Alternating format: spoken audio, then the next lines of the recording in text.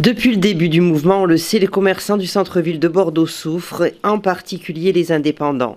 Quel que soit le type de commerce, les clients ont déserté leur boutique le samedi quand ils ne sont pas obligés de fermer, tout simplement.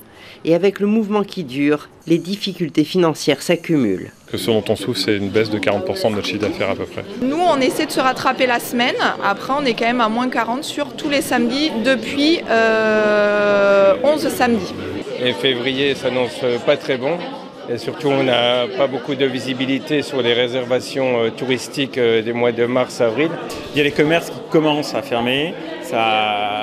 On n'a pas de nom précis, mais ça va prendre un peu de temps parce qu'aujourd'hui, on a des commerçants qui abondent leur commerce avec leur propre trésorerie, qui ne se payent plus, mais qui vident leur compte pour faire vivre leur commerce. Donc à un moment donné, ça va bloquer.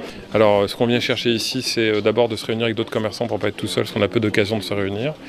Et ensuite, ce qu'on vient chercher, c'est un peu tout. C'est-à-dire que si on peut obtenir un report d'URSSAF, un étalement de TVA, de l'aide, un microcrédit, etc., on va venir tout chercher parce qu'on a besoin de se battre pour survivre. Mais toutes ces aides proposées et expliquées ici à l'Athénée municipal par les différents intervenants, aujourd'hui, pour les commerçants bordelais, ça ne suffit plus. Au moment où l'État a mis ça en place au mois de décembre, c'était des mesures efficaces pour alléger la trésorerie des entreprises.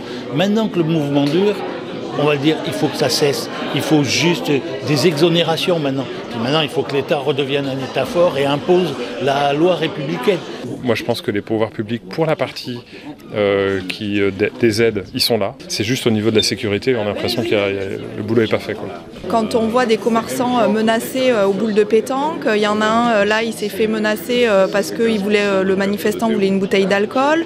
Il y en a un, il s'est fait casser les marches de sa maison. Ça a servi comme pavé contre les CRS. Il y a des gilets jaunes qui urinent, qui insultent les CRS. Nous, on les a encore vus samedi sur le cours de l'intendance.